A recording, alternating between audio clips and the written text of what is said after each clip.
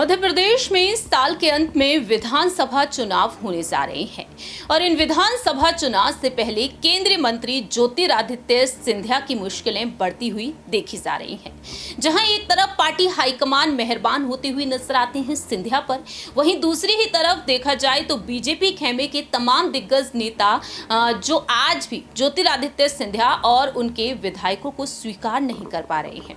लेकिन दूसरी ही तरफ यहां पर चेतावनी दे दी गई है कि अपने अपने क्षेत्रों में अगर मंत्री पकड़ को मजबूत नहीं बनाते हैं तो कहीं ना कहीं उन्हें दरकिनार किया जा सकता है, उनका टिकट काटा जा सकता है। बीते कल हमने आपको बताया ही था कि सिंधिया के कुछ ऐसे 6 समर्थक हैं जिनका टिकट काटा जा सकता है, लेकिन अब यहां पर दावे किए जा रहे हैं कि सिंधिया समर्थकों को एक और बड़ा मौका मिल सकता है। नमस्कार, मैं प्रांशी राठौर और आप देख रहे हैं नेक्स्ट 9 न्यूज।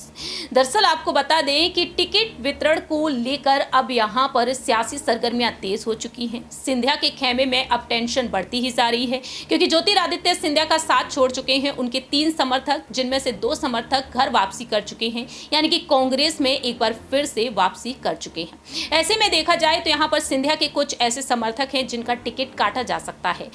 फिलहाल वह सीएम शिवराज सिंह चौहान के कैबिनेट का हिस्सा हैं और शिवराज सिंह चौहान उन्हें यहां पर चेतावनी भी दे चुके हैं। ऐसे में देखा जाए तो अब यहां पर यही दावे किए जा रहे हैं कि 2018 की गलती को बीजेपी दोहराना नहीं चाहती है और गुजरात फॉर्मूले को ध्यान में रखते हुए यहां पर भी चुनाव लड़े जाएंगे, क्योंकि कर्नाटक में बीजेपी ने हार का सामना किया है, तो यहां पर नए चेहरों को मौका भी दिया जाएगा। लेकिन दूसरी ही तरफ सिंधिया समर्थकों को एक बड़ा मौका मिल सकता है।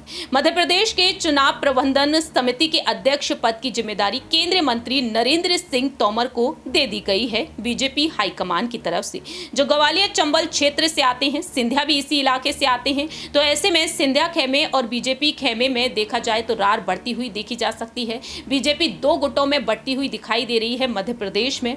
ऐसे में यहां पर बताया यह भी गया है कि ग्वालियर चंबल इलाके में बीजेपी की स्थिति बेहतर नहीं है, तो सिंधिया के समर्थकों को यहां पर क्या कुछ मौका मिलेगा।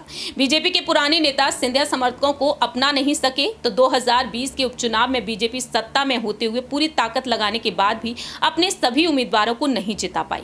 ग्वालियर पूर्वी सीट से मुन्ना लाल गोयल, डबरा से इमरती देवी, करेरा से जसवंत सिंह जाटव और दिमनी से गिरिराज दंडोतिया, गोहद से रणवीर जाटव और मुरैना से रघुराज कंसाना उपचुनाव हार गए थे। तो सिंधिया के समर्थक और उनके साथ कांग्रेस छोड़कर बीजेपी में पहुंचे और 2023 में अब देखा जाए तो यहां पर सिंधिया समर्थकों को टिकट दिया जाएगा या फिर नहीं। यहां पर टिकट वितरण को लेकर रणनीतियां बनाई जा रही हैं। इनके कामकाज को लेकर छवि तक बेहतर और जीतने की संभावना है, और ऐसे में इसके अलावा उन नेताओं को चुनावी रण में नहीं उतारेगी बीजेपी जो कार्यकर्ताओं के साथ तालमेल नहीं बैठा पा रहे हैं।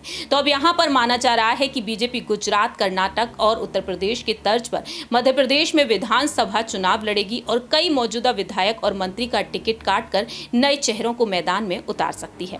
लेकिन यहां पर जो बदले हुए सियासी माहौल नजर आया है, उसे देखते हुए यहां पर कई बड़े बदलाव भी देखने को मिल सकते हैं, क्योंकि ग्वालियर चंबल क्षेत्र में 34 विधानसभा सीटें आती हैं और 34 में से 26 सीटें जीत पाई थी बीजेपी ने 2018 कांग्रेस ने 2018 में, और 7 सीटें बीजेपी को मिली थी। अब देखा जाए तो यहां पर आने वाले वक्त में सिंधिया समर्थकों को फायदा हो सकता है, क्योंकि ग्वालियर और मुरैना नगर निगम की सीट भी बीजेपी के हाथ से फिसल गई। सिंधिया के बीजेपी में आने से बीजेपी को फायदा भी नहीं मिल सका निकाय चुनाव में, लेकिन 2023 में सिंधिया के साथ आए सभी नेताओं को चुनावी रण में उतारकर सियासी जोखिम नहीं उठाना चाहती है बीजेपी। लेकिन यहां पर एक और मौका दिए जाने की भी रणनीति बनाई जा सकती है। अब देखते हैं कि पार्टी हाईकमान, पीएम मोदी, गृह मंत्री अमित शाह और अध्यक्ष जेपी नड्डा इस मामले में क्या कुछ अहम फैसला सुनाते हैं। क्या इन विधायकों को टिकट दिया जाएगा या फिर नहीं, ये वक्त के साथ साथ ही पता चलेगा। इस खास रिपोर्ट में इतना ही। तब तक के लिए आप देखते रहिए नेक्स्ट 9 न्यूज।